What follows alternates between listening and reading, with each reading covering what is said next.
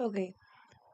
Um, I'm not actually sure if all of you guys can hear me. Probably there's no one here, but what I'm going to do is I'm going to review the I'm not actually self-assessment. sure if all of you guys can hear me. Probably there's no one here, but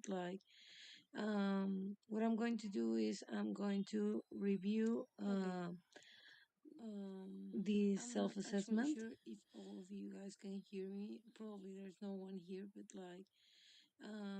what I'm going to do is I'm going to review. Well, so let's get started. Um, well, I actually took this self-assessment from Asman. It's actually from Ambo Survey. It's actually free, so you can take it. It's like here until the 19th of this month, so it's like 66 days left. It's 4 hours, 1 hour, 1 hour per block, and so we are going to review all my mistakes. I still have time to take the step one, but if you have no time or some months, you can actually take it too.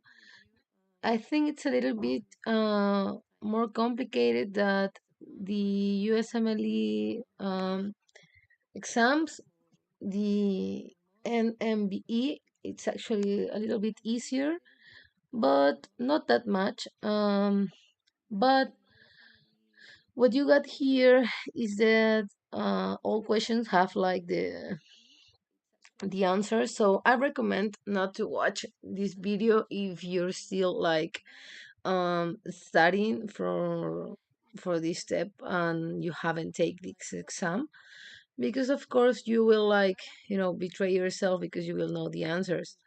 So well, here's the first question. It says like a 62-year-old man comes to the physician because of 5 months of history of fatigue, progressive shortness of breath, and not productive cough. Then it says his handwriting has become less neat. He's a heavy smoker. He's pale now, and you will see like there's weakness and atrophy of muscles of the right hand. An X-ray of the chest is shown. I will tell you the truth. What I saw at the beginning was like I thought, and I'm sure it's wrong now, but like at the beginning I thought it was sarcoidosis, so then I chose erythema nodosum because as it says here, it's one of the first complications. But it wasn't the case. You have to watch carefully the X-ray, and well, as here says, you can watch an heterogeneous mass like opacity, red overlay in the right apex. So here it is. To be fair, I haven't seen it like that much, but well, it was there here. And the symptoms are proper for basically Horner syndrome because it's a superior sulcus tumor and it's compressing adjacent structures, right? So that's the reason the hand muscle weakness and the atrophy in the if the it's because the brachial plexus is compressed. And as Horner syndrome here, um, well, in Horner syndrome, you will see the one eye have like meiosis and the other one it's okay. So this means that you will have anisocoria. That means that there are differences between the pupils, and also you will see proptosis, anhidrosis, and hyperemia in the in the ipsilateral place. In this case, uh, in the right, because that's where the tumor was. Well, they explain like basically our Horner syndrome here. Um, and well, that's it. That was the reason of this answer was anisocoria. Then, of course, you could review the other ones. To be fair, I was reviewing the first answers, so I don't want to take all time to review all of them. So next one. The next one is 22-year-old man comes to the physician because of 2 months history of sharp intermittent leg pain while walking. He's um he's pretty small. He weighs 17 kilograms. His BMI is 41. There's macrocephaly, frontal bossing, and flattened nose. The torso is of normal length, and the extremities are short. Just reading this, you can imagine a chondroplasia. So basically, that's the reason, the answer. This is one of the, actually for me, the simple ones. Um, this patient, disproportionate short stature, normal torso length with short limbs is caused by an autosomal dominant condition.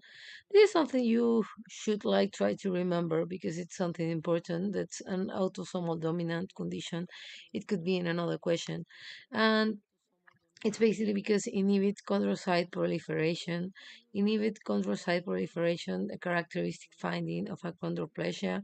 It's caused by a mutation of the fibroblast growth factor receptor 3, which results in constitutive activation of the receptor at the epiphyseal growth plate. This causes dysfunctional endochondral ossification of long bones, especially the bones of the appendicular skeleton. Um, and actually, what I love about Hembos is that they gave you this. So you can see this, the trident hands, the frontal bossing, the flattened nasal bridge, um, and all this stuff that you should remember about achondroplasia.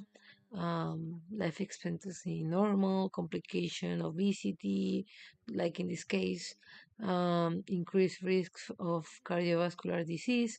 And what you should try to remember is that um, basically all the features, because as you see in the question, just with the features you can answer the question.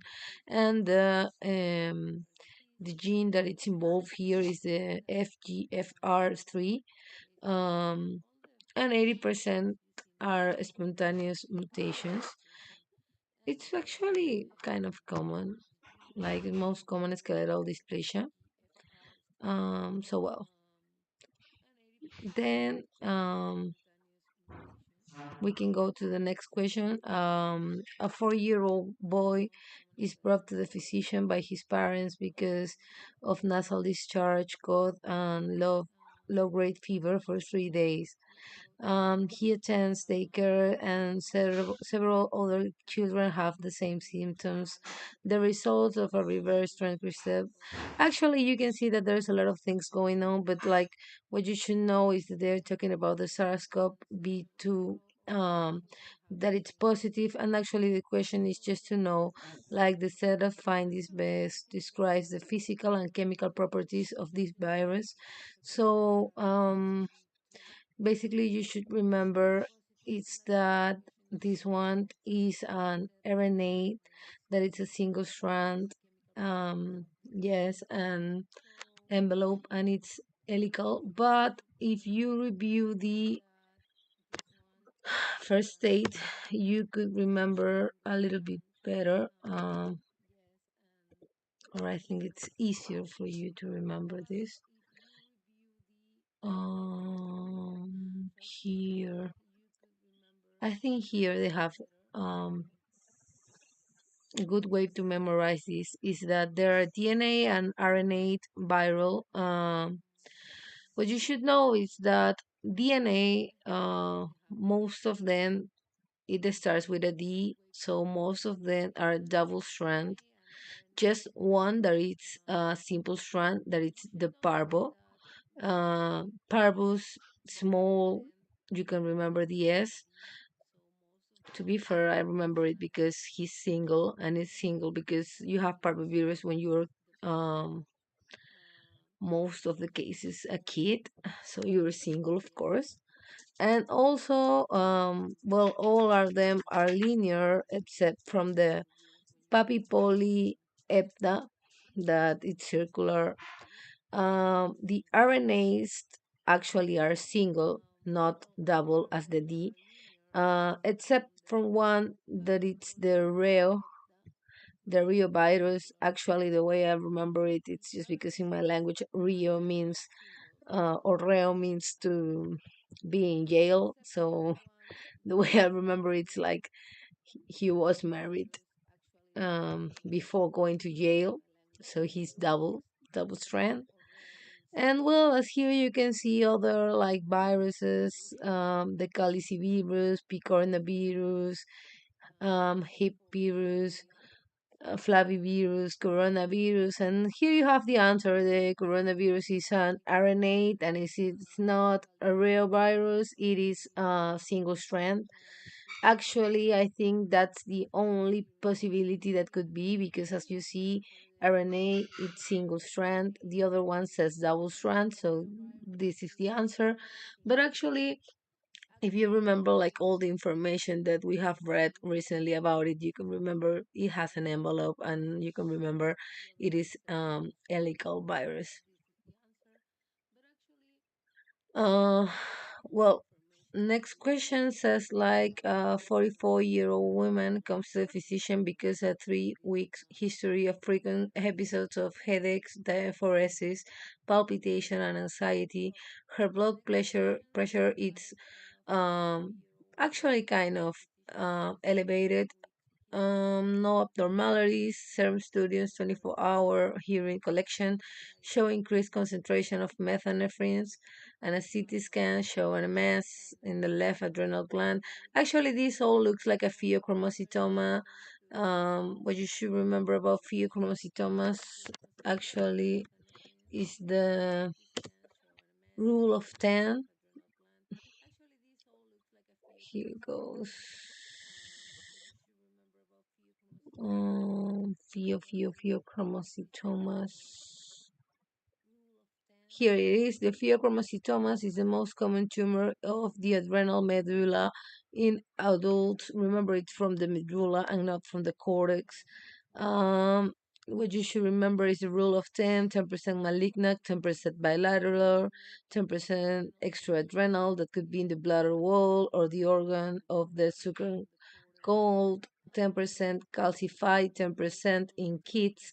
You might associate them with the red mutation. This is a proto-oncogene that it goes in men to A and men to B. Remember that just red it's associated with men too, but men is associated with men one. Another mutations actually like BHL, that is actually that they this is something that they ask a lot, that bone hipolindo. Symptoms: most tumor occurs, most tumor secretes epinephrine, norepinephrine, and dopamine. I don't know if you have the time to review what mistake I made, but I actually mark one of these ones because I didn't pay attention, and I just like answer what this tumor produce the most.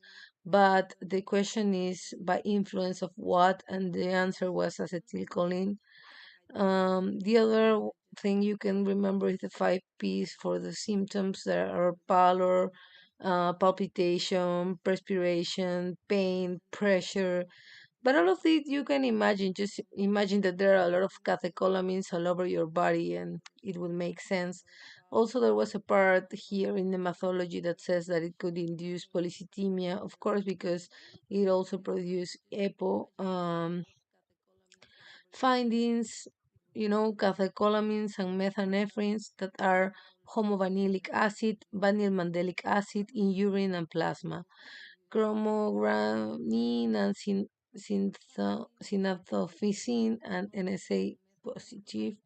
Treatment: remember these irreversible alpha antagonists like phenoxybenzamine, and then it continues with beta blockers. I don't know if it is so important for the step one, but it's a good question for step two, for the treatment, because remember you have to begin with the alpha, and then you have to end with the beta. at least prior to the tumor resection. And well, that's it.